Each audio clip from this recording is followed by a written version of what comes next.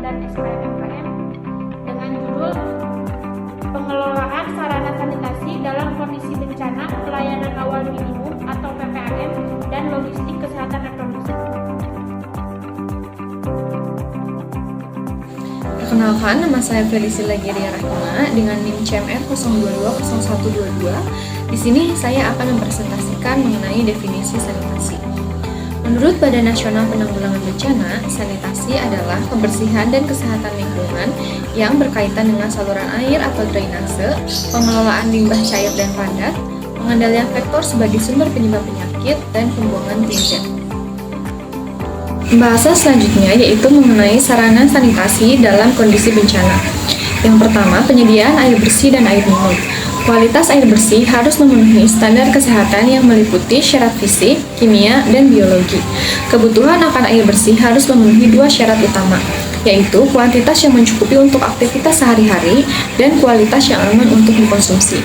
Mengingat saat kondisi bencana akan sulit untuk mendapatkan akses ke air bersih, maka penyediaan air bersih dan air minum sangat penting dalam terpenuhinya kebutuhan sanitasi masyarakat dalam kondisi bencana. Yang kedua, yaitu penyediaan jamban. Jamban atau WC adalah fasilitas yang penting dalam mengatasi masalah ini dengan memastikan pembuangan kotoran dilakukan secara higienis dan aman.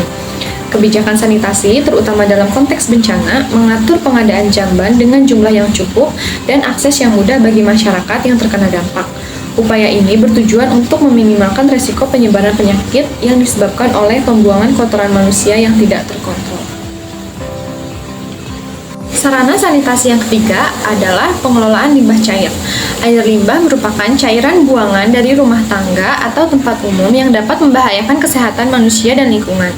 Kebijakan sanitasi menetapkan beberapa ukuran keberhasilan pengelolaan limbah cair, seperti tidak adanya genangan air di sekitar tempat pengambilan air untuk kebutuhan sehari-hari, aliran langsung air hujan dan banjir melalui saluran pembuangan, serta perlindungan prasarana sanitasi dari genangan air dan pengikisan oleh air.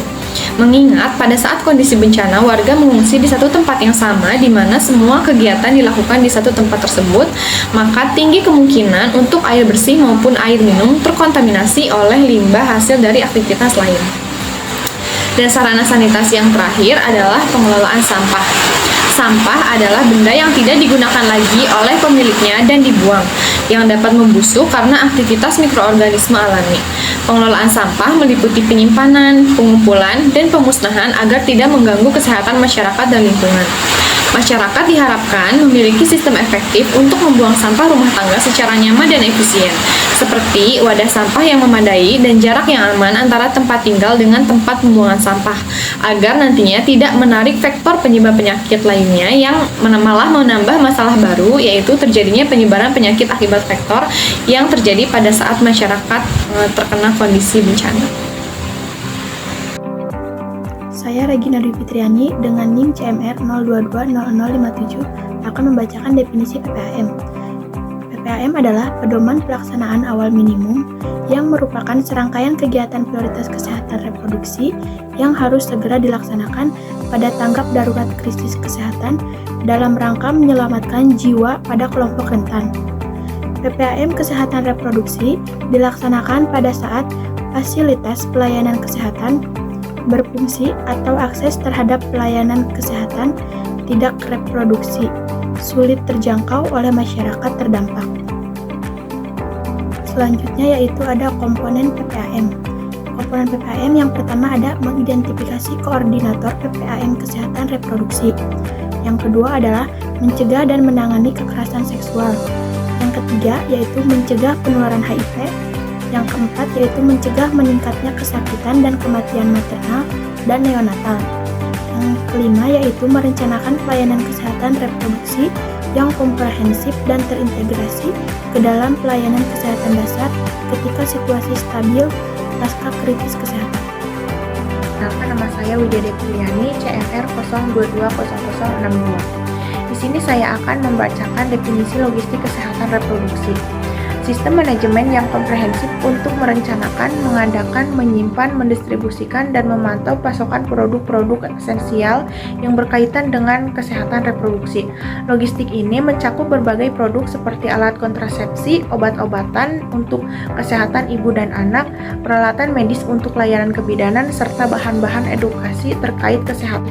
Saya Najwa Aulia Musdalifah dengan NIM CMR 022050 akan menjelaskan tentang peranan logistik dalam mendukung PPAM.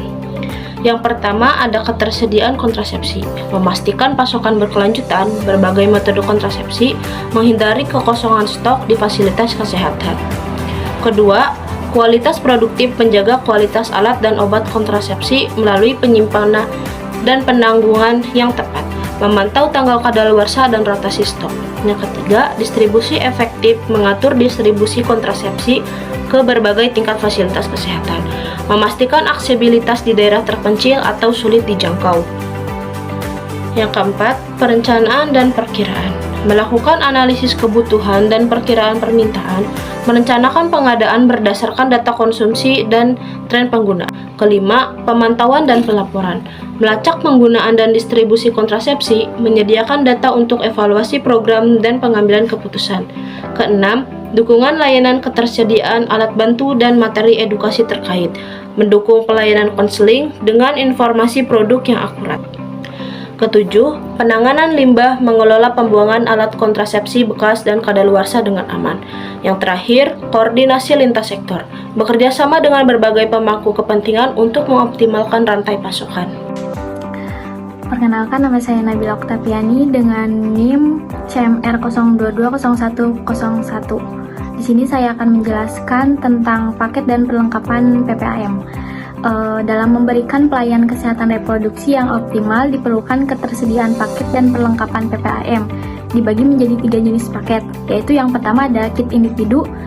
Kit individu ini berisi barang kebutuhan pribadi sesuai sasaran kesehatan reproduksi. Yang kedua ada kit persalinan di lapangan, yaitu merupakan paket alat, obat, dan bahan habis pakai untuk pertolongan persalinan. Kit ini didistribusikan kepada bidan yang bertugas di daerah terdampak atau di lokasi pengungsian. Yang ketiga ada kit kesehatan reproduksi serta alat dan sarana penunjang. Kit ini hanya dipakai pada bencana besar di mana banyak infrastruktur kesehatan yang rusak, tidak berfungsi, dan tidak mampu melakukan pelayanan kesehatan seperti biasanya. Yang terakhir ada alat bantu perlindungan diri, yaitu memberikan peralatan sederhana yang dapat dimanfaatkan oleh perempuan dan anak untuk pencegahan kekerasan seksual seperti senter untuk membantu penerangan, peluit sebagai alarm tanda bahaya. Selanjutnya ada isu logistik. Isu logistik dalam pengadaan kit kesehatan reproduksi yang perlu dipahami antara lain ada beberapa poin. Yang pertama ada izin bea cukai untuk kit yang berasal dari Copenhagen. Yang kedua ada pemantauan obat-obatan yang memerlukan penyimpanan rantai dingin atau cold chain. Yang ketiga ada rencana distribusi. Yang keempat ada transportasi. Yang kelima ada gudang.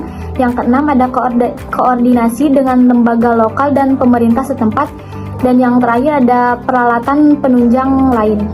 Selanjutnya aspek utama penyesuaian. Aspek utama penyesuaian ada 8. Yang pertama konten, yaitu menyesuaikan jenis obat-obatan dan alat kontrasepsi dan peralatan medis dengan kebutuhan dan preferensi masyarakat Indonesia. Yang kedua ada bahasa dan instruksi, menggunakan bahasa Indonesia dan bahasa daerah yang relevan untuk memastikan pemahaman yang tepat. Yang ketiga ada kesesuaian budaya, yaitu mempertimbangkan norma-norma sosial dan agama yang ada di Indonesia.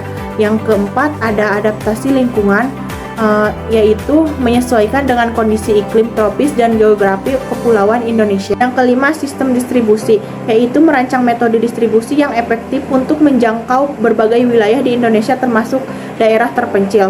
Yang keenam ada integrasi sistem, yaitu memastikan kit sesuai dengan protokol dan kebijakan kesehatan nasional Indonesia.